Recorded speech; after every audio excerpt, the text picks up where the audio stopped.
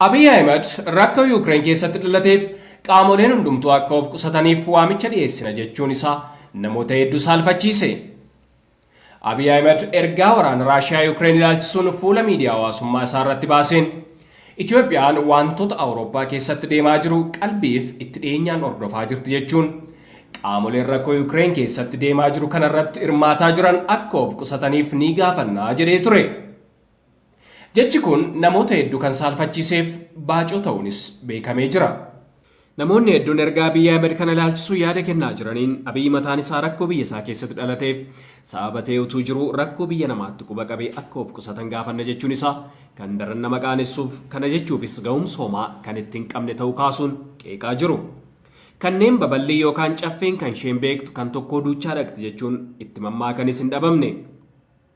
Ergaa of qusannaa rakkoo Yuukireen keessaa ilaalchisuu yaada bal'aanni fuula Feesbuuk isaa irratti maxxansees namoonni gariin xiinxala hedduu irratti dhiyeessaa jiru.